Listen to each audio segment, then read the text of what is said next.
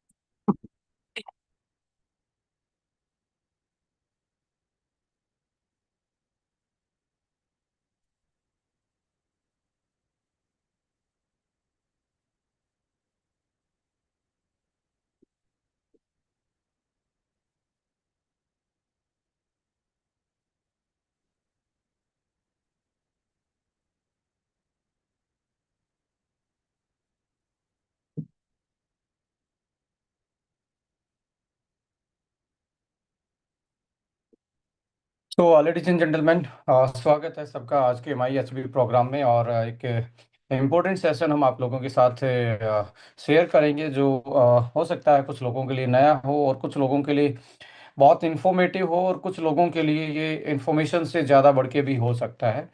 अ, हम बात करेंगे कैसे मेडिकेशंस जो हैं वो हमारे न्यूट्रिएंट्स के एब्जॉर्प्शन और मेटाबॉलिज्म में इंटरफेयर कर सकते हैं, उसको अल्टर कर सकती हैं उसको। और कैसे लाइक आज के टाइम पे जैसे लाइक मेडिकेशन जो हम यूज़ कर रहे हैं, वो जस्ट हमारे सिम्टम्स पे ही काम नहीं करती हैं। जैसे सपोज करें किसी को बीपी की प्रॉब्लम रहती है, तो वो ओनली बीपी को ही कंट्रोल नहीं करिए, उसका एक दूसरा इफेक्ट भी बॉडी पे हो सकता है। वो किसी मिनरल्स को के एब्जॉर्प्शन, जो आप खाना खा रहे हैं उसके कुछ वाइटामिन मिनरल्स को एब्जॉर्प्शन में दिक्कत कर सकती है।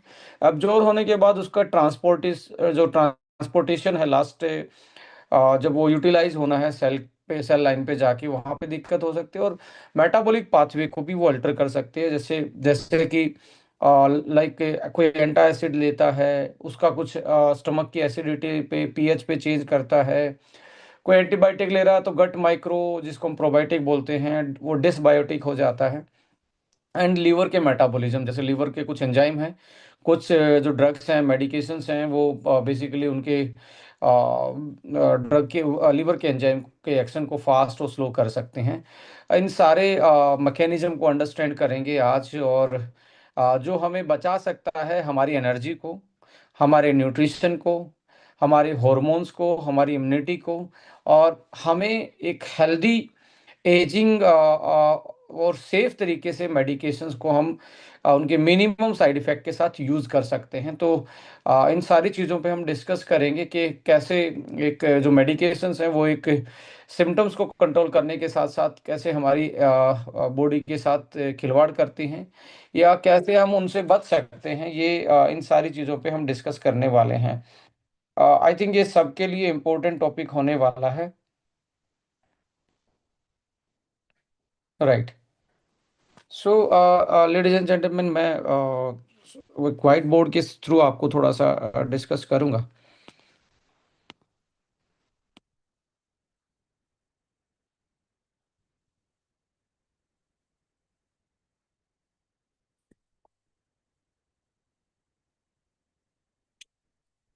राइट। कैसे हैं कुछ मेडिकेशंस जो हैं,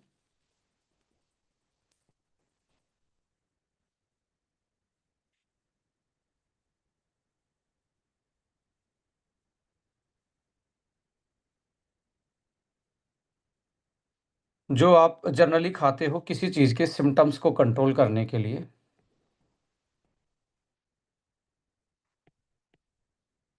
और सिम्टम्स को कंट्रोल करने के लिए या इन्फेक्शन को कंट्रोल करने के लिए। जैसे आप लोग कुछ लोग एंटीबायोटिक खाते हैं। एंटीबायोटिक कोई भी हो सकती है।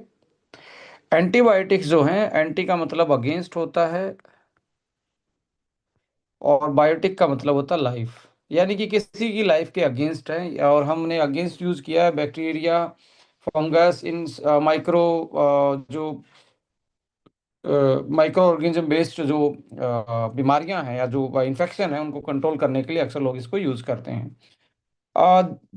जब ये हम इसको ओरली लेके जाते हैं, तो ये आपका जो डाइजेस्टिव ट्रैक है,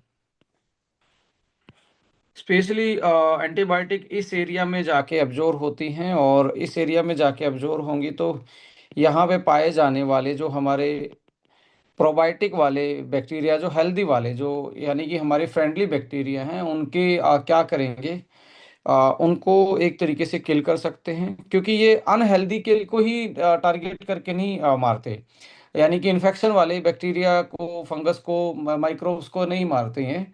ये उनको भी किल करते हैं जो हमारे लिए हेल्दी हैं। तो ये सिलेक्टिव नहीं है कि किसको मारेंगे, इसके सामने जो भी आएगा उसको मारेंगे। तो और यहाँ बिलियंस में हमारे फ्रेंडली बैक्टीरिया रहते हैं, जो हमारा, जो हम फूड खाते हैं, जिसको इंसान अपने एंजाइम से और अपने केमिकल से डाइजेस्ट नहीं कर पाता, उस फूड को ये डाइजेशन में हेल्प करते हैं। यानी कि हम जिसको नेचुरली डाइजेस्ट नहीं कर पाते, उसको ये उसको डाइजेस्ट कर पाते, और हमें कुछ न्यूट्रिएंट्स देते हैं, जैसे बायोटीन है, विटामिन B12 है, फोलेट है, और कुछ पॉलीफिनोल्स। पॉलीफिनोल्स का मतलब है, जैसे आपने अनार खाया, आपने कलरफुल फ्रूट्स खाए, उन कुछ चीज़ों को हमारी बॉडी डाइजेस्ट नहीं कर सकती, बट ये क्या करेंगे, उन पे उनको यूटिलाइज करेंगे और कुछ ऐसे मॉलिक्यूल इनमें से डाइजेस्ट करके हमें दे देंगे, जो कि एंटीऑक्सीडेंट का काम कर सकते हैं, न्यूरो मैसेंजर का काम कर सकते हैं, इम्यूनिटी बूस्टर का काम कर सकते हैं। सो एंटीबायोटिक लेने वाले लोगों में अक्सर देखा गया है, बी कॉम्प्लेक्स जो होता है, बी कॉम्प्लेक्स विटामिन की डेफिशिएंसी होती है। बी कॉम्प्लेक्स में सबसे ज्यादा बी कॉम्प्लेक्स, और साथ में विटामिन के शॉर्ट चेन फैटी एसिड, एक होता है म्यूफा मीडियम चेन फैटी एसिड, एक होता है लॉन्ग चेन फैटी एसिड। सो ये इसके साथ साथ इनके एब्जॉर्प्शन में एंटीबायोटिक लेने वाले के बॉडी में इनका एब्जॉर्प्शन अच्छे से नहीं होता, और दूसरे न्यूट्रिएंट्स भी जो जो माइक्रो ऑर्गेनिज्म को डिस्टर्ब किया है, डिसरप्शन किया है, जिनको किल किया है, वो जो एक्स्ट्रा हमें न्यूट्रिएंट्स दे रहे थे, या कुछ ऐसे मोलिक्यूल जो हम खुद डाइजेस्ट नहीं कर पाते, उनको डाइजेस्ट करके उनको एक्टिव फॉर्म फॉर्म में हमें देते थे, उनकी एक तरीके से डेफिशिएंसी बॉडी में होना स्टार्ट हो जाती है। सो इसके साथ लाइक यहाँ से जो ये हेल्प कर रहे हैं न्यूट्रिएंट्स की अब्जॉर्प्शन में, बॉडी उसको खाने के बाद डाइजेस्ट करके अपटेक कर पाए, उनके साथ अल्टर कर सकता है। और अक्सर आपने देखा होगा, जब जब हम एंटीबायोटिक किसी ने लिया है, तो उसको 2 या 3 दिन के बाद मुंह में कड़वापन रहना स्टार्ट हो जाता है, कि लाइक एक तरीके से कुछ भी खाने का मन नहीं करता, एसिडिटी सी फील होती है, बिकॉज उन्होंने हमारे गट में पाए जाने वाले हेल्दी बैक्टीरिया को भी किल कर दिया है। और वो हेल्दी बैक्टीरिया ही हमारे लिए एक तरीके से हमारे फ्रेंड थे, हमारे गट को ऐसा इकोसिस्टम बना के रखते थे हमारे गट में, जो हमें हेल्दी फील करवाता था, जो हमारे सिक्रीशंस को कंट्रोल करते थे, जो हमारे एसिड और पीएच को बैलेंस रखने का काम करते थे, स्टूल को सॉफ्ट करने का यानी कि कॉन्स्टिपेशन से बचाने का काम करते थे, और बाउल मूवमेंट को मेंटेन करने में हमारी हेल्प करते थे। वो धीरे धीरे उसके कारण ये किल होते हैं, और इस कंडीशन को डिसबायोसिस बोलते हैं। डिसबायोसिस यानी कि आपके हेल्दी बैक्टीरिया आपके किल हो जाना, डिसबायोसिस, जो आपकी immunity, digestion, energy regulation and inflammation को कंट्रोल करते हैं। ऐसे लोगों को करना क्या चाहिए? ऐसे लोगों को जो एंटीबायोटिक लिया है उसके बाद उसको, या इससे डायरिया भी रहता है, मतलब लूज मोशन होना, ये सारी चीज़ें होना एंटीबायोटिक के केस में, एंटीबायोटिक रिलेटेड डायरिया। ऐसे लोगों को क्या करना चाहिए? फाइबर रिच डाइट जरूर लेनी चाहिए, प्रोबायोटिक फर्मेंटेड फूड लेने चाहिए, बट ज़्यादा एसिडिक ना हो, प्रोबायोटिक्स, फाइबर्स, और साथ में मल्टीविटामिन जरूर उनको अपनी प्लान करने चाहिए, जो वो आपके फ्रूट्स हैं, वेजिटेबल्स हैं, या सप्लीमेंट के तौर पे, ये तीन चीज़ें जरूर प्लान करनी चाहिए, कि आपका गट रिवाइव रहे, गट सही से काम कर पाए, और जिससे हमारी इम्यूनिटी और स्ट्रोंग रहे। धीरे धीरे क्या होगा कि हमारे जैसे गट की जो लाइन है, ये कमज़ोर होना स्टार्ट हो जाती है, एंटीबायोटिक से कमज़ोर होगी, यहाँ पे अल्सर बनना स्टार्ट होगा, अल्सर से यहाँ पे कमज़ोर हो जाएगी, ये ऐसे करके इनर की वॉल बहुत वीक होना स्टार्ट हो जाए, और यहाँ अनडाइजेस्टेड फूड जो है अनडाइजेस्टेड फूड सीधा ब्लड में मिलना स्टार्ट होगा। अब अनडाइजेस्टेड फूड सीधा ब्लड में मिलेगा, जो डाइजेस्ट नहीं हुआ, तो ब्लड में जाते ही हमारी जो वाइट ब्लड सेल्स हैं। उसमें जो टी सेल है, जो नेचुरल किलर सेल बोलते हैं, अंदर होती हैं टी सेल्स, जो हमारी सेना का काम करती हैं, वो एक्टिवेट हो जाती हैं, क्योंकि ये अनडाइजेस्टेड फूड था। तो इसको बोलते हैं, इस कंडीशन को, लीकी गट।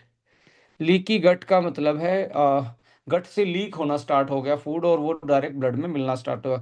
इससे सबसे पहले आपको एलर्जी ज़्यादा रहेगी, आपको पेट में हल्का फुल्का दर्द भी रह सकता है, आपकी स्किन की डिसऑर्डर बढ़ेंगे, आपको ब्रेन के साथ, मेमोरी में, आपके मूड में, रेगुलेशन में, हॉर्मोन्स में, इन सारी चीज़ों में इसके असर देखने को मिलते हैं।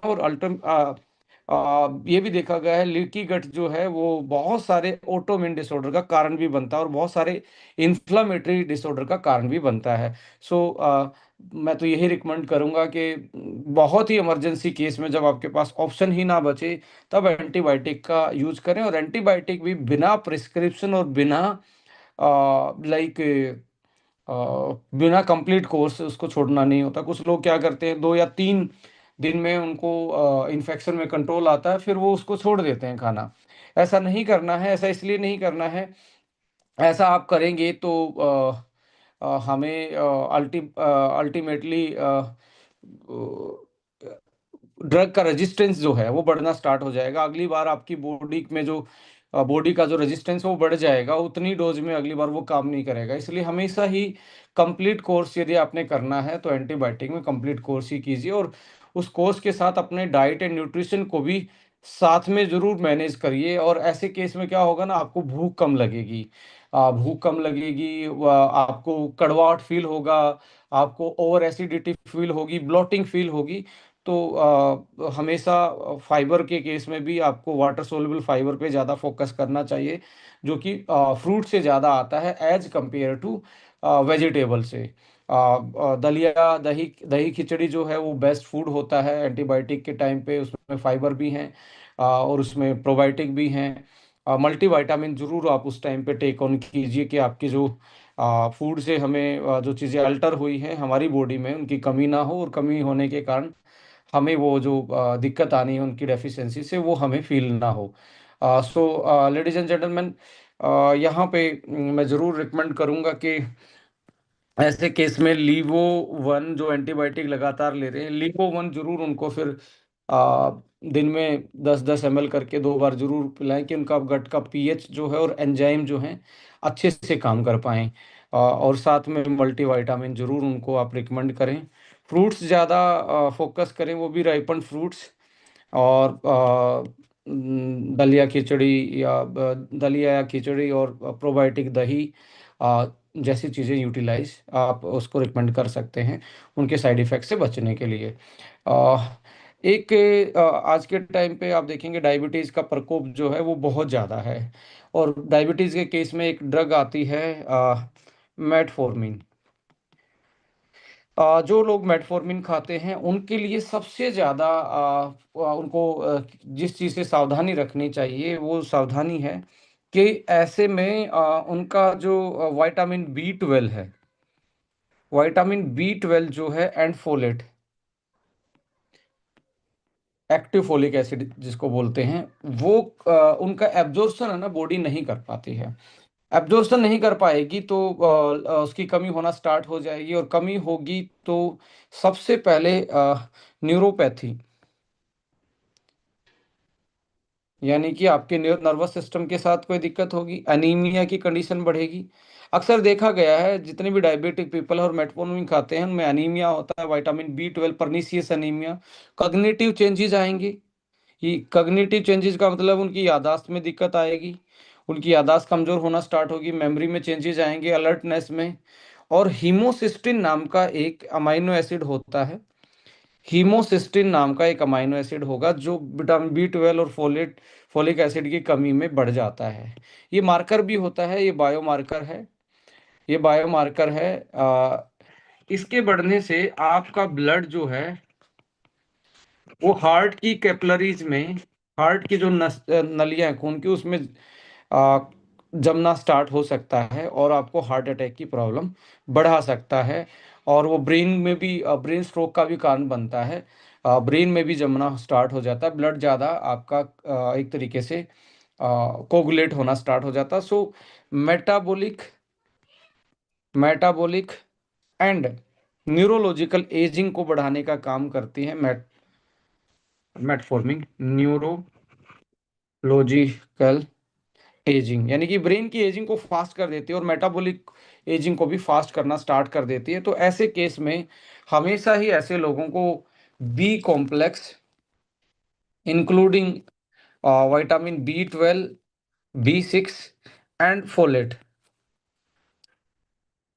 जरूर आप रिकमेंड करें कि ये लोग जो मेटफॉर्मिंग या डायबिटिक के पीपल हैं। और हमने जो आप देखेंगे डाई वाइटल जो प्रोडक्ट डेवलप किया था, उसमें ये सारी चीज़ें मिलने वाली हैं आपको कि उनका जो साइड जो वो टैबलेट ले रहे हैं, जो शुगर को मैनेज करने की चीज़ें ले रहे हैं, जिसके कारण उनमें जो कमियां हो जाती हैं, जो अपने फूड से वो डायरेक्ट यूटिलाइज नहीं कर पाते, तो उनके केस में आप उनसे उनका डेली का न्यूट्रिशन मेंटेन करवा सकते हो, जो उनकी न्यूरोलॉजिकल एजिंग को, न्यूरोपैथी को, मेटाबॉलिक चेंजेस को मैनेज करने में वो हेल्प करेगा। और हमेशा ही इन ड्रग्स का और सप्लीमेंट का 3 से 4 घंटे का आपके पास गैप होना चाहिए, हमेशा ही गैप रखना चाहिए सप्लीमेंट में और कोई भी मेडिसिन में, कि उसके एब्जॉर्प्शन में वो कोई दिक्कत ना करे।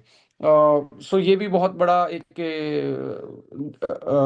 केस है कि almost 100+ million of people India में डायबिटिक के शिकार हैं और वो कोई ना कोई ड्रग्स ले रहे हैं, और उनमें ये कमी होना स्टार्ट होते ही ब्रेन में दिक्कत आएगी, हार्ट की प्रॉब्लम बढ़ेंगी, हार्ट के स्ट्रोक, ब्रेन के एक तरीके से खून की नलियों में क्लॉटिंग के चांसेस हीमोसिस्टिन की वजह से बढ़ना स्टार्ट होंगे, हार्ट अटैक के कारण बन सकते हैं। और हीमोसिस्टिन जैसे ही बढ़ेगा, बी फोलेट की कमी होगी, 12 की कमी होगी, तो कुछ हमारे जो जीन हैं वो भी कुछ उनका काम में भी अल्ट्रेशन आती है, और उनके काम में अल्ट्रेशन आने से हमें बहुत सारे हमारे बायोलॉजिकल जो एक्शन है वो स्लो हो जाते हैं, जो हमें रिपेयरमेंट का काम कर रहे हैं, जो हमारी लॉन्जेविटी में काम करते हैं। सो ये भी एक मेटफॉर्मिन नाम की ड्रग जो है वो आपको हाई एक तरीके से ग्लूकोज को बेटर यूटिलाइजेशन में हेल्प करती है। बट कुछ ऐसे न्यूट्रिएंट्स हैं जो हमारे लिए बहुत इंपॉर्टेंट हैं, उनके उनको वो दिक्कत देती है, उसके एब्जॉर्प्शन में दिक्कत है, धीरे धीरे कमियां होनी स्टार्ट होती हैं, उन कमियों की वजह से हमारी बॉडी में चेंजेस आते हैं। तो उसमें बेस्ट यही है कि आप डाई वाइटल 1 आप देंगे तो एक तो ग्लूकोज के मेटाबॉलिज्म में वो बेटर करेगा, और जो साइड इफेक्ट हुआ है बॉडी में और जो लंबे टाइम से यूज कर रहे थे उनकी बॉडी में फोलेट, B12 और बी कॉम्प्लेक्स की कमी लॉन्ग टर्म में हुई है, और उनकी जो हार्ट में और या जो ब्रेन में जो डैमेज हुआ उसको रिकवर करने के लिए भी आपको ये सप्लीमेंट स्टार्ट करनी चाहिए अपने उनके लिए। और जो आपके साथ लाइक लंबे टाइम से आपको पता है 2 साल से 4 साल से 5 साल से यूटिलाइज कर रहे हैं इन चीज़ों को, उनको डाइवाइटल बहुत अच्छा एक सप्लीमेंट में मानता हूँ। यदि आप पहली बार इस प्रोग्राम को अटेंड करें तो जरूर जिसने आपको लिंक भेजा उसके साथ ये फॉर्मुलेशन डिस्कस कीजिए, और कैसे अपने आप को आप दोबारा से आपकी रिकवरी को बेटर कर सकते हो, जो ये पर्टिकुलर ड्रग्स के कारण, पर्टिकुलर मेडिसिन के कारण आपकी बॉडी में डेफिशिएंसी या साइड इफेक्ट हुआ, उसको कैसे बेटर रिकवर कर सकते हो। एक सीरीज होती है, नेस्डेक बोलते हैं, नेस्डेक, यानी कि एंटी इन्फ्लामेटरी ड्रग्स हैं, नॉन स्टीरोडल, बिना स्टीरोड्स के जो एंटी इन्फ्लामेटरी ड्रग्स हैं, पेन किलर बेसिकली इसमें आते हैं, लाइक आइबीप्रोफेन, जनरली एक यही लेके चल सकते हैं। बहुत सारे एनएसडे के उसमें आते हैं। जैसे ही आप लेंगे ये लीवर को डैमेज करते हैं। लीवर को कैसे डैमेज करते हैं, ये सीधा हमारे ग्लूटाथाइन को यूज कर लेता है, ग्लूटाथाइन को यूज कर लेता है। ग्लूटाथाइन जो है ना, मास्टर एंटीऑक्सीडेंट है, जो स्टोर रहता है बॉडी में, मास्टर एंटीऑक्सीडेंट है ये, जो हमारी बॉडी में स्टोर रहता है, और हमें जो फ्री ऑक्सीडेटिव और फ्री रेडिकल से हर टाइम हमारी बॉडी के पास ये एक तरीके जैसे आपका सेविंग अकाउंट है, ऐसे ही ये भी हमारे एंटीऑक्सीडेंट का सेविंग अकाउंट है। ग्लूटाथाइन को सीधा जितनी भी पेन किलर हैं ये इसको यूटिलाइज कर लेती है, और जैसे यूटिलाइज करेंगी लीवर के कुछ एंजाइम जो हैं, जो हमारी बॉडी को डिटॉक्सिफाई करते हैं। जो हम ड्रग्स खा रहे हैं, जो हम केमिकल खा रहे हैं, अल्कोहल है, निकोटीन है, कैफीन है, बहुत सारे ऐसे चीज़ें जो हम डेली यूटिलाइज कर रहे हैं, उन एंजाइम को लीवर जो बनाता है, उनका प्रोडक्शन उनके एक्शन में ये अल्टर करते हैं, और हमारी बॉडी से डिटॉक्सिफिकेशन होना बंद हो जाता है। यानी कि स्लो हो जाता है बॉडी का नेचुरल डिटॉक्सिफिकेशन। सो अब नेस्डेक जो ले रहे हैं, पेन किलर लगातार ले रहे हैं, उनकी बॉडी में आप देखो, जैसे ही ग्लूटाथाइन कम होना स्टार्ट होगा, तो वो लीवर में इन्फ्लामेशन स्टार्ट हो जाएगी, लीवर में सूजन बढ़ेगी, लीवर में और लीवर अपने आप को डिटॉक्सिफिकेशन कंप्लीट नहीं कर पाएगा, अपने आप की साफ सफाई अच्छे से नहीं कर पाएगा। ब्लड में टॉक्सिन्स बढ़ना स्टार्ट होंगे तो किडनी पे भी प्रेशर आएगा। तो ऐसे में आप देखेंगे पेन किलर जो है किडनी और लीवर के लिए सबसे ज़्यादा खतरनाक होती हैं। इसमें ऑक्सीडेटिव स्ट्रेस को बढ़ाएंगे, एक्शन कैसे करेंगे, जैसे ये कम होगा तो ऑक्सीडेटिव स्ट्रेस बढ़ेगी बॉडी पे। ऑक्सीडेटिव स्ट्रेस बढ़ेगी तो हमारी जो सेल्स हैं वो डैमेज होना स्टार्ट होंगी, और एजिंग फास्ट हो जाएगी, हमारी एजिंग फास्ट हो जाएगी।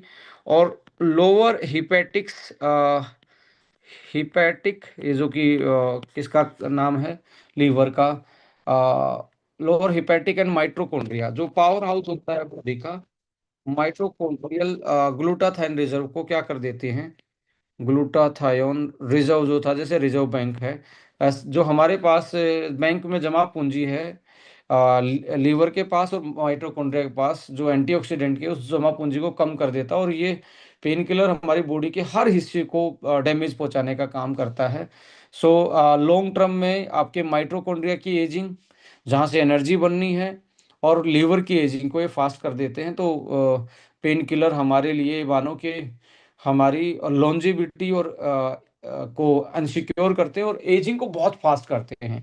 सो एजिंग को फास्ट करने में ये भी बहुत बड़ा रोल प्ले करते हैं। सो ऐसे केस में आपको हमेशा ही लीवर वन बहुत अच्छा एक प्रोडक्ट हो सकता है, जो पेन किलर खा रहे हैं। और उनके साथ साथ लीवर वन के साथ एक हम एंटी इन्फ्लामेटरी में, या जैसे एसबीटीसी जूस एक बहुत अच्छा साथ में ऑप्शन हो सकता है। एसबीटीसी जूस है, या आप देखेंगे आपका असवा वन एक बहुत अच्छा सब्स्टिट्यूट हो सकता है, एंटीऑक्सीडेंट पावर और अडेप्टोजन का काम करेगा। एसबीटीसी जूस है, असवा वन है, या ज़्यादा लंबे टाइम से खाया तो ए नाइन ओंग को भी आप यूज़ कर सकते हैं, to cope up with the damage को रिवर्स करने में, और लीवर को बेटर रखने के लिए, और हमारी बॉडी से उनका जो साइड इफेक्ट है माइटोकॉन्ड्रियल लेवल पे और हिपैटिक लेवल पे, उसको रिकवर करने में ये काफ़ी अच्छी मदद आपकी कर सकते हैं। सो इसके बाद आप देखेंगे कुछ लोग एंटा एसिड यूज़ करते हैं। एसिडिटी उनको सुबह सुबह ज़्यादा होती है, तो एंटा एसिड के रूप में वो आ, कुछ चीज़ें यूज़ करते हैं, एंटा एसिड की टैबलेट खाते हैं। सो जिसको हम बोलते हैं PPI and S two blockers, यानी कि कुछ चीज़ को ब्लॉक कर रहा है बॉडी में। सो ये जैसे ही आपके स्टमक में जो पीएच है, जो आपके स्टमक में जो पीएच है, बेसिकली जो जिसको हम बोलते हैं भोजन की थैली, पॉकेट ऑफ द फूड, यहाँ पे पीएच होता है, बहुत लोअर पीएच होता है, 2.2 पीएच होता है। इसके पीएच को अल्टर कर देते हैं और स्लाइटली ऊपर कर देते हैं, पीएच बढ़ जाएगा इसका स्टमक का, और एसिड को ब्लॉक करता है। तो ऐसे में क्या होगा कि हमारे मिनरल्स जो हैं उनको एक्टिवेट करने के लिए ये स्टमक वाला एसिड काम में आता है, और एक पीएच पे जाके वो एक्टिवेट होते हैं, तभी उनको बॉडी यूटिलाइज कर पाती है। जब कोई एंटा एसिड खा रहा है तो उसको बेसिकली यहाँ से क्या होगा, उसके ये मिनरल्स जो डाइट में ले रहा है वो एक्टिवेट नहीं होंगे। जैसे मिनरल्स कौन से वाले हैं, कैल्शियम है, मैग्नीशियम है, आयरन है, एंड बी ट्वेल्व है। कैल्शियम मैग्नीशियम आयरन B12 की जो एंटासिड लेते हैं उनको डेफिशिएंसी मिलेगी आपको। और ये लोग है ना हमेशा हार्ट बर्निंग, टायरिंग, बहुत टूटा हुआ शरीर रहता है, सांस चढ़ते हैं, ऐसे लोगों को डाइजेस्टिबिलिटी में दिक्कत आती है। तो और इसके साथ साथ मिनरल्स को जैसे फूड में जो कोई भी मिनरल था, खाना जो आपने पालक खाई, फ्रूट खाया, सब्जी खाई, चपाती खाई, चावल खाई, फूड में जो मिनरल बाउंड है, मिनरल्स जो था वो किसी के साथ बाउंड था, इसको इससे रिलीज करवाने का काम करता है। रिलीज करवा के फिर ये ब्लड में अब्जॉर्ब हो जाता है। यदि ये एसिड नहीं होगा तो ये आपस में बंधे रह जाएंगे, बाउंड रहेंगे, ऐसे बाउंड रह जाएंगे और अल्टीमेटली आप देखेंगे पर्टिकुलरली वो हमारे लिए अनअवेलेबल हो जाएंगे और हम उसको अब्जॉर्ब नहीं कर पाएंगे और धीरे धीरे उसकी डेफिशिएंसी होना स्टार्ट हो जाएगी। सो दूसरा, लोअर एसिड लोअर एब्जॉर्प्शन, यानी कि एसिड लो है तो एब्जॉर्प्शन भी लो है इनका मिनरल्स का। सो लोअर एसिड, लोअर मिनरल्स का एब्जॉर्प्शन है, एब्जॉर्प्शन जो हो जाएगा वो लोअर रहेगा। सो ध्यान रखें, कोई भी एंटासिड खा रहा है तो उनमें मिनरल्स की डेफिशिएंसी होना लाजमी है। सो लो मैग्नीशियम आपकी, जैसे यदि लो मैग्नीशियम होता है, जिन लोगों को कम नींद आती है, डीप नींद नहीं आती, तो मान के चलें और बॉडी में क्रैम्प रहता है, मसल टाइट रहती हैं, सो वो साइन है लो मैग्नीशियम के। मैग्नीशियम उनका लो है, जो अफेक्ट करता है आपकी स्लीप को, अच्छी नींद दिलाने में आपकी हेल्प करता है। जैसे कम होगा तो नींद भी क्वालिटी और क्वांटिटी दोनों कम हो जाएंगी, नींद अच्छी नहीं रहेगी। इंसुलिन की सेंसिटिविटी, इंसुलिन अच्छे से काम नहीं कर पाएगा, डायबिटिक होने के चांसेस, एंटासिड के साथ भी डायबिटिक होने के चांसेस हो सकते हैं। मसल फंक्शन, मसल में क्रैम्प रहेगा। होता ना कि चलते चलते कुछ लोग कहते हैं जी जैसे मेरे ना पैर की नस चढ़ गई है या टाइट ऐसे वो हो गई है, तो वो लो मैग्नीशियम का एक तरीके से सिम्टम है। स्ट्रेस, स्ट्रेस में जो रेजिलियंस है आपकी बॉडी, जो की ताकत है स्ट्रेस से लड़ने की, वो धीरे धीरे कम होती जाएगी। सो अल्टीमेटली आप लास्ट में जाते जाते क्या होगा, बोन का लॉस होना स्टार्ट हो जाएगा। अब बाहर से मिनरल्स नहीं मिलेंगे तो हमारे पास बोन्स हैं, उनसे ये बॉडी अपनी रिक्वायरमेंट पूरी करेगी। बॉडी बोन से लेना स्टार्ट करेगी, हड्डियों से निकालना स्टार्ट करेगी, तो बोन का लॉस, एनीमिया, खून की कमी, न्यूट्रिएंट डेफिशिएंसी, जो एनीमिया है, बोन्स का डेंसिटी कम होगी, फ्रैक्चर होने के चांसेस।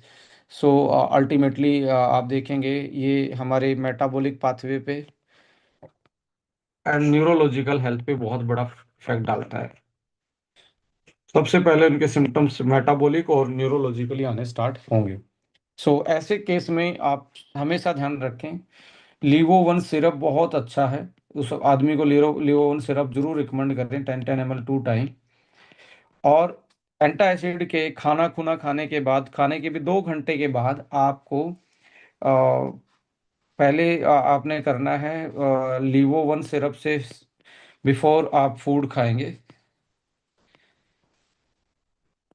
बिफोर फूड आपने 10 ml लिया, खाना खाया, फिर 10 ml ले लिया खाना खाने के बाद, दोनों टाइम लेके फिर उसके 2 आवर के बाद आप, सबसे बेस्ट प्रोडक्ट है जो एंटासिड वाले लोग हैं उनके लिए, वो उनके बाद सिरप के बाद आपका हीमोफोर्टीन, हीमोफोर्टीन उनको जरूर दें यदि वो अपने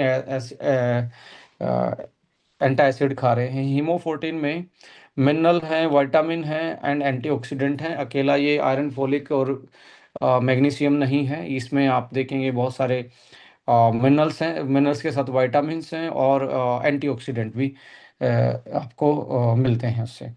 स्टैटिन्स जो लेते हैं, जो यानी कि खून पतला करने की, बीपी की जो टैबलेट लेते हैं, उनको क्या करना चाहिए उनको, स्टैटिन्स भी एक ड्रग होती है, वो हमारे को क्यू एंजाइम को, जिसको सी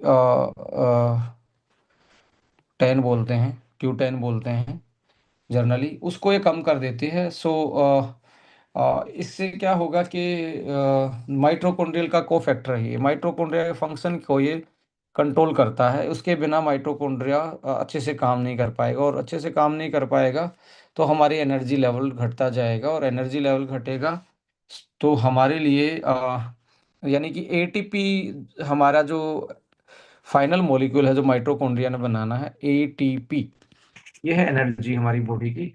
एनर्जी कम होगी तो मसल वीक होने स्टार्ट हो जाएंगी। मसल में हार्ट की भी मसल होगी, सारी मसल बॉडी की फटीग रहना स्टार्ट हो जाएगा। और एक्सरसाइज टॉलरेंस जो है वो धीरे धीरे कम हो जाएगा। आप कोई भी वेट उठाने की ताकत, रनिंग की ताकत, ये एक्सरसाइज की टॉलरेंस भी मसल की डाउन होनी स्टार्ट हो जाएगी। और ये सीधा आपको फास्ट एजिंग की तरफ लेके जाता है। अब जो लोग स्टेटिन्स खा रहे हैं, खून पतला करने की दवाइयाँ खा रहे हैं, बीपी की दवाइयाँ खा रहे हैं, तो उनको जरूर ध्यान दें कि भी ये एक तरीके से उनकी माइटोकॉन्ड्रिया को अल्टीमेटली क्या कर रहा है, हर्ट कर रहा है। माइटोकॉन्ड्रिया डिसफंक्शनिंग का कारण बनता है और एनर्जी प्रोडक्शन कम हो जाएगा, जिससे कि मसल डिप्लीट होना, सारी चीज़ें, और फास्ट एजिंग। ऐसे केस में आप देखेंगे हमारे पास क्रिल वाला जो क्रिल वन है, क्रिल वन एक अच्छा सप्लीमेंट है। क्रिल वन है, लीवर वन है, एक एक और एक एक ये। और ऐसे केस में जरूर आप डेली मल्टीविटामिन, ऐसे केस में जरूर आप दें कि उनका न्यूट्रिशन और उनका लाइक क्यू 10 कंप्लीट रहे, और वो अच्छे से अपने इस स्टैटिन्स के जो साइड इफ़ेक्ट हैं उसको वो कम कर पाएँ। सो इसके बाद फिर भी आप यदि लंबे टाइम से ले रहे हैं तो चेक जरूर करवाएं न्यूट्रिएंट्स का लेवल क्या है। जैसे न्यूट्रिएंट्स का लेवल में आप लेवल चेक करवा सकते हो कि बॉडी में कितना फोलेट है, कितना बी 12 है, कितना आयरन है, कितना आपका विटामिन डी है। सो ये जो टेस्ट हैं ये जरूर आप करवाएं। मैग्नीशियम, जिंक को, Q10, इसको जरूर आप जितनी भी मेडिकेशन बताइए इस पे फर्क डालते हैं। बी 12 को कम करेंगी, मैग्नीशियम को कम करेंगी, फोलिक एसिड फोलेट को कम करेंगी, जिंक को कम करेंगी, को Q10 को कम करेंगी, और लाइक पेन किलर हैं जो ग्लूटाथाइन को कम करेंगी। ऐसे में ये जनरल चीज़ें, और आपको मल्टी वाइटामिल्स, मिनरल्स, टैबलेट पे आपको फोकस करना चाहिए। गट की रिकवरी जरूर रखनी चाहिए। हर कोई ड्रग्स जो है वो गट के साथ तो दिक्कत करती ही है। जैसे एंटासिड है, एंटीबायोटिक हैं, ये गट को एक तरीके से इनबैलेंस करती हैं। और antibiotic, pre and probiotic and fermented food. और आपको ये जानकर बड़ा अच्छा लगेगा कि ऑलमोस्ट आपकी कंपनी के हर प्रोडक्ट में प्रोबायोटिक एंड प्रीबायोटिक चीज़ें डली हुई हैं, जो आपके गट को रीसेट करने में डेली बेसिस पे आपकी हेल्प करती हैं। And ensure your clean, like homocysteine CBC test. Homocysteine भी ऐसे लोग जो लगातार ये ड्रग यूज कर रहे हैं, हीमोसिस्टिन का लेवल जरूर चेक करें। ये डायरेक्ट मार्कर है आपके हार्ट की बीमारियों का और ब्रेन की बीमारियों का। हीमोसिस्टिन आप जरूर टेस्ट करवाएं। आयरन, बी 12, मैग्नीशियम, और ये, और एंटी इन्फ्लामेटरी मील पे जरूर फोकस करें। एंटी इन्फ्लामेटरी, यहाँ पे सबसे ज़्यादा एंटी इन्फ्लामेटरी के रूप में A9 ओंको है, आपका SBTC जूस है, क्रिल वन है, और साथ में अस्वा वन है, और AVBT जूस है।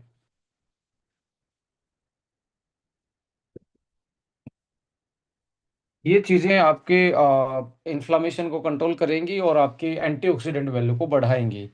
सो अल्टीमेटली हर मेडिकेशंस का बेनिफिट है और उसकी एक बायोलॉजिकल कॉस्ट है, ये ध्यान रखने। जो आप बेनिफिट ले रहे हैं, किसी का बीपी कंट्रोल करके, किसी का ग्लूकोज को मेटाबोलाइज, मेटफॉर्मिन को यूज़ करके ग्लूकोज को मेटाबोल उसका बेनिफिट ले रहे हैं उसके मेटाबॉलिज्म में।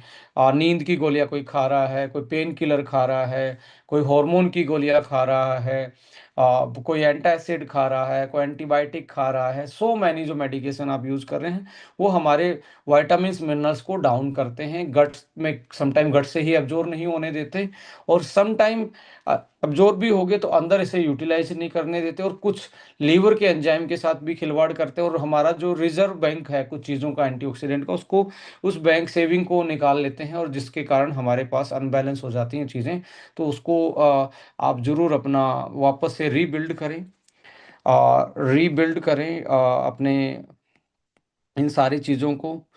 अ, जो आपका न्यूट्रिशन लॉस हुआ है वो न्यूट्रिएंट्स आपको लेने पड़ेंगे अच्छे फूड हैबिट से। जो आपके जो फूड है न्यूट्रिएंट्स डेंस होने चाहिए, नेचुरल होने चाहिए, अनप्रोसेस्ड होने चाहिए, सीजनल होने चाहिए, और सप्लीमेंटेशन, क्योंकि इसके बिना ऐसे लोगों का जो लंबे टाइम से यूज कर रहे थे उनकी बॉडी में बहुत सारी डेफिशिएंसी मिलेंगी। इन दोनों का कॉम्बिनेशन उनकी लाइफ को लॉन्ग कर सकता है, उनकी एजिंग को स्लो करके वो लंबा जीने में उनकी हेल्प कर सकते हैं, उसकी बॉडी के फंक्शन को दोबारा रिवाइव कर सकते हैं, दोबारा एनर्जी वाइटलिटी, उनके जो ऑर्गन्स पे इफेक्ट पड़ा है उसको दोबारा रिकवरी करने का चांस मिलेंगे। यहाँ पे एस्टोनिया एक चीज़ नई आपके साथ शेयर करेगी कि मिनरल्स का जो एब्जॉर्प्शन है, मिनरल का जो एब्जॉर्प्शन है जो खा रहे हैं उसको वो यूटिलाइज करने के लिए सबसे इम्पोर्टेंट है कॉम्बिनेशन।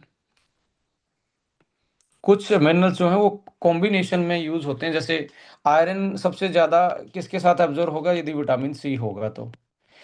एक होता है फूड में ANF, एंटी न्यूट्रिशनल फैक्टर। जैसे अंडे में जो है एविडीन पाया जाता है, एविडीन नाम की एक ANF एंटी न्यूट्रिशनल फैक्टर पाया जाता है, वो बायोटीन को ब्लॉक कर देता है, बायोटीन। तो इसलिए अंडे को लोग ना उबाल कर खाते हैं, कोगुलेट करके खाते हैं, फ्राई करके खाते हैं, ये फ्राई करते ही उबालते ही खत्म हो जाता है, तो बायोटीन की कमी नहीं होने देता। ऐसे फाइटिक एसिड है, फाइटिक एसिड है, ऑक्जेलेट है, आपने कई बार सुना होगा। ये phytic acid iron and calcium को के एब्जॉर्प्शन में, ये मिनरल्स के एब्जॉर्प्शन में दिक्कत करते हैं। आपने कई बार सुना होगा पालक की या हरी हरी सब्जी के साथ दूध नहीं पीना चाहिए, चाय के साथ आयरन की टैबलेट नहीं खानी चाहिए, बिकॉज उनमें ये फाइटिक एसिड ऑक्जेलेट और जैसी चीज़ें उसमें पाई जाते हैं जो आयरन को आप खा रहे हैं पर बाहर निकाल देगा, यूटिलाइज नहीं करने देगा, उसको बाउंड कर लेगा। कैल्शियम ऑक्जेलेट और यूरिक एसिड यदि मिल जाए तो ये पथरी बना सकते हैं, किडनी स्टोन बना सकते हैं। यूरिक एसिड के साथ मिलके ऑक्जेलेट गाउट में कन्वर्ट हो सकता है, गाउट यानी कि आपके जो जॉइंट्स में यूरिक एसिड के क्रिस्टल बनना और जॉइंट्स की मोबिलिटी और फंक्शनलिटी को कमजोर करना। सो ANF फैक्टर हमारी प्रोसेसिंग के थ्रू, जैसे सब्जियों का हमेशा उबाल के ही खाया जाता है, उसमें क्योंकि ANF फैक्टर जो होता है, फाइटिक एसिड है, ऑक्जेलेट है, ये जब आप प्रोसेस करते हैं हीट से ये खत्म हो जाते हैं, और आराम से न्यूट्रिएंट्स को एब्जॉर्ब होने देते हैं। फिर भी आपको जो हमारे पहले के लोग कॉम्बिनेशन में यूज करते थे नेचुरल फूड के, किसके साथ क्या नहीं खाना चाहिए वो सारी चीजें आप जरूर प्लान कीजिए। अक्सर बोला जाता है कि आप जो शाम को खट्टी चीजें नहीं खानी चाहिए, उसके पीछे रीजन क्या है कि लीवर कम काम करेगा। लीवर कम काम करता है क्योंकि लीवर रेस्ट पे चला जाता है 7-8 बजे के बाद। उसकी जो सिक्रीशन है, बाइल जो सिक्रीट करता है, बाइल सिक्रीशन जो है वो कम होना स्टार्ट हो जाएगा।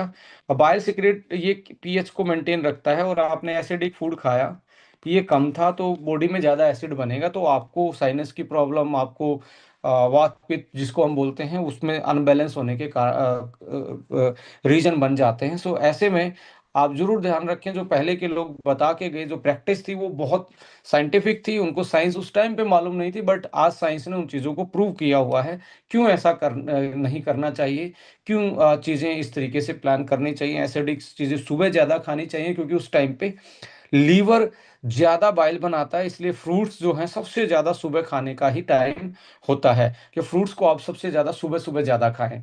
सो जिससे आपका लीवर का बाइल आएगा और अच्छे से फ्रूट्स को डाइजेस्ट करवा पाएगा, मिनरल्स को एब्जॉर्ब करवा पाएगा, और मेडिसिन को और सप्लीमेंट्स को कभी भी सप्लीमेंट्स को ये ना माने कि ये कोई मेडिसिन है, बट ये आपके मेडिसिन से भी बड़ा काम करते हैं आपकी बॉडी की फंक्शनिंग के लिए। इसके बिना आपकी बॉडी फंक्शन नहीं कर सकती। कोई भी आप चीज़ें खा रहे हैं, 3 से 4 घंटे के बाद यदि कोई सप्लीमेंट ले रहे हैं, तो ऑलमोस्ट आपको उसका कोई भी इंट्रैक्शन या कोई साइड इफेक्ट देखने को नहीं मिलेगा। सो यहाँ पे एस्टोनिया क्या कर रही है, मिनरल्स कॉन्जुगेशन टेक्नोलॉजी अपने प्रोडक्ट में यूज करती है। सपोज करें आपके पास आयरन फोलिक एसिड है, जैसे मेरे पास ये हीमोफोर्टिन एक एडवांस फोलेट के साथ, आयरन के साथ, मैग्नीशियम के साथ और बहुत सारे विटामिन्स मिनरल्स के साथ, एंटीऑक्सीडेंट के साथ एक कॉम्बिनेशन है जो नेचुरल ब्लड बूस्टर का काम करता है। मैं इसी को पढ़ के आपको जैसे सुनाऊं तो इसमें लिखा हुआ है, जो मैग्नीशियम है वो मैग्नीशियम ग्लाइसिनेट में यूज हुआ है। मैग्नीशियम ग्लाइसिनेट में यूज का मतलब है, ये ग्लाइसिनेट जो है, ग्लाइसिन जो है, इसके साथ मैग्नीशियम के साथ जुड़ा हुआ है।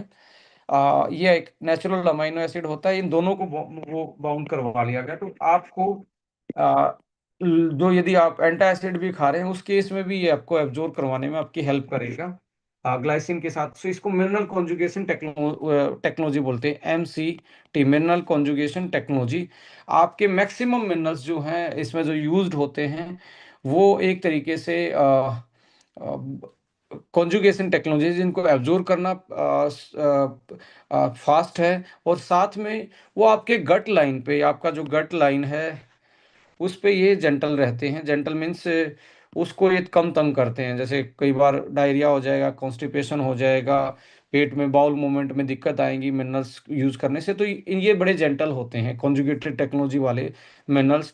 सो ऑलमोस्ट हर प्रोडक्ट में कॉन्जुगेटेड मिनरल्स को ही एस्टोनिया यूज करती है, जिस जो ज़्यादा इजीली एब्जॉर्ब होते हैं और ज़्यादा आपके गट लाइन पे भी आपको जेंटल तरीके से आपको ट्रीट करते हैं। इसके साथ साथ जो हम बात कर रहे थे उनका एब्जॉर्प्शन बढ़ाने के लिए इमल्सिफिकेशन जो है, इमल्सिफिकेशन टेक्नोलॉजी है, जिसको हम नैनो इमल्सिफिकेशन बोल रहे हैं, नैनो इमल्सिफिकेशन टेक्नोलॉजी बोल रहे हैं।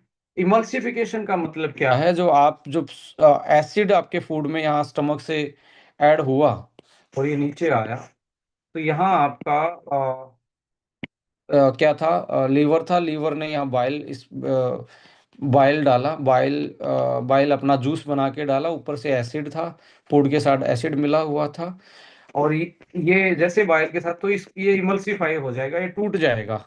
जैसे दूध फट जाता है ना, इस ऐसे ये कोगुलेट होना या फट जाना जिसको हम बोलते हैं, वो इमल्सिफाई हो जाएगा, और जिससे बॉडी उससे वोमेनस और ये सारी चीज़ें, अमाइनो एसिड, आपके amino acid, omega fatty acid, carbohydrate यहाँ से अलग होने स्टार्ट होते हैं, तो धीरे धीरे सिंप्लीफाई होंगे तो बॉडी अब्जॉर्ब कर पाएगी। सो यदि आप बाहर से ही इमल्सिफिकेशन टेक्नोलॉजी को यूज़ करते हो, नैनो इमल्सिफिकेशन टेक्नोलॉजी यूज़ करते हो, तो वो आपके एब्जॉर्प्शन को बढ़ाती हैं। एक साथ में आता है आपका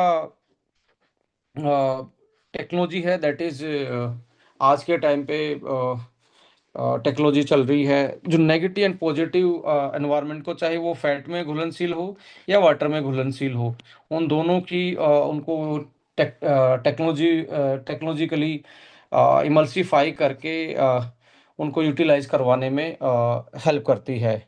सो जिसको हम बोलते हैं liposomal technology. Ladies and gentleman, liposomal technology भी हमारे मिनरल्स, विटामिन्स और जो सप्लीमेंट है उनको एब्जॉर्ब करवाने में हमारी हेल्प करती है, डाइजेशन में हेल्प करती है, डिलीवर करने में हेल्प करती है, न्यूट्रिएंट्स की स्टेबिलिटी में, एब्जॉर्प्शन में, यूटिलाइजेशन में हेल्प करती है। सो ये टेक्नोलॉजी और साथ में आपकी मिनरल कॉन्जुगेटेड टेक्नोलॉजी आपको बेहतर एब्जॉर्प्शन देती है। उसी मॉलिक्यूल को बॉडी ज़्यादा यूटिलाइज कर पाएगी जब इस तरीके की चीज़ें होंगी। सो इसलिए एस्टोनिया वन अपने साइंटिफिक फॉर्मुलेशन के नाम से जानी जाती है, और उसको सर्टिफाइड करने के लिए आपका प्लांट USFDA एंड आपके पास एक तरीके से गवर्नमेंट रिकॉग्नाइज्ड रिसर्च भी, DSIR सर्टिफाइड आपका प्लांट है, जो कि government recognise, R&D facility, R&D company के रूप में रिकॉग्नाइज, और वर्ल्ड ग्लोबल लेवल की मैन्युफैक्चरिंग फैसिलिटी आपके पास, US FDA सर्टिफाइड प्लांट है, तो आप ट्रस्ट कर सकते हैं। और आप, बहुत सारे लोगों ने इस पर ट्रस्ट किया और यूटिलाइज किया, आज अपनी लाइफ को बेहतर तरीके से मैनेज कर रहे हैं, अपनी लाइफ को, हेल्थ को और लाइफ स्पैन को मेंटेन कर रहे हैं। और मैं ज़रूर बोलूँगा, जो लंबे टाइम से, जो लॉन्ग टर्म से मेडिकेशन यूज़ कर रहे थे, विटामिन मिनरल्स के साथ साथ आप एक चीज ऐड ऑन कर सकते हैं, दैट इज यंग फ्यूल। वापस से खोई हुई एज, जो फास्ट एजिंग होगी, उसको रिवर्स कर सकते हैं। और ये पेटेंटेड फॉर्मुलेशन है, आ, ये प्रूवन साइंटिफिक फॉर्मुलेशन है कि आप बायोलॉजिकल एज को रिड्यूस डाउन कर सकते हो इसको यूटिलाइज करके। और बहुत सारे लोगों ने इसको यूटिलाइज किया, और अपनी एज को, अपने सिम्टम्स को, अपनी बॉडी के फंक्शंस को दोबारा से रिपेयर किया। सो बस इन सारी बातों के साथ मैं यही बोलना चाहूँगा, अपना ध्यान रखिए, अपनों का ध्यान रखिए। और जो लोग ऐसी लंबे टाइम से मेडिकेशंस पे हैं, उनका ज़रूर वाइटामिन्स, मिनरल्स और उनकी बॉडी पे जो साइड इफेक्ट पड़े हैं उनको कवर करने के लिए जो हमने डिस्कस किया, ये यूट्यूब पे भी सेशन मिल जाएगा। और इस तरीके से आप मैनेज कर सकते हो। तो ऐसे केस में gut health, liver health, vitamins, minerals, इन लोगों को जरूर आप दें। बट जो भी ये मेडिकेशन ले रहे हैं, इस मेडिकेशन में और उस सप्लीमेंट में 3 से 4 घंटे का गैप होना चाहिए। और यंग फ्यूल उनको खोई हुई एज जो है, जो पेन किलर के कारण, एंटीबायोटिक के कारण, एंटासिड के कारण, डायबिटिक के कारण, हार्मोनल टैबलेट के कारण, स्ट्रेस के कारण, नींद कम आना, कग्निटिव डिक्लाइन के कारण, और भोजन की कमियां, जो न्यूट्रिएंट डेफिशिएंसी उनके कारण जो एजिंग फास्ट हुई है, उसको अपनी विटामिन मिनरल्स को कवर करके, लीवर को और गट को सही करके, साथ में यंग फ्यूल भी आप ऐड ऑन करेंगे, तो डेफिनेटली उनकी लाइफ में एक नया जीवन उनको महसूस होगा, नई इम्यूनिटी महसूस होगी, नई एनर्जी एक महसूस होगी, वाइटलिटी महसूस होगी, और वो वापस से वो फील गुड फील कर पाएंगे। So anti ageing is not only adding number, मैं लिख रहा हूँ, एडिंग नंबर नहीं है कि आप अपनी लाइक 60 साल किसी की उम्र थी तो उसमें आपने 10 प्लस कर दिया, 70 होगी, ये ओनली यहाँ तक सीमित नहीं है। ये एडिंग लाइफ इनटू नंबर्स, ये आप जितना जी रहे हैं उसमें लाइफ ऐड करने का दूसरा नाम भी है, कि भाई जितना भी जी रहे हैं पूरा हेल्दी जीऊंगा, ये भी एक एंटी एजिंग होता है। So adding life into number and adding number into life. So आप होलिस्टिकली लॉन्जिविटी प्लान कर सकते हो प्रोडक्ट के साथ। और अच्छा साफ सुथरा खाएंगे, नेचुरल डाइट खाएंगे, एक्सरसाइज करेंगे, थोड़ा सा सोशलाइज होंगे, एक दूसरे से बात करेंगे, फैमिली मेंबर से, पड़ोसी से। सो एक सोशल वेलबींग की तरफ आप जाएंगे, मेंटली मेडिटेशन और एक्सरसाइज को आप अच्छी नींद लेंगे। तो यही सारे पिलर्स हैं जो हमारी हेल्थ को, हमारी लाइफ को बेटर बना सकते हैं। Thank you so much. जय हिंद, नमस्कार। नेक्स्ट टाइम पे एक नए टॉपिक के साथ मिलेंगे। खुश रहें। जय हिंद।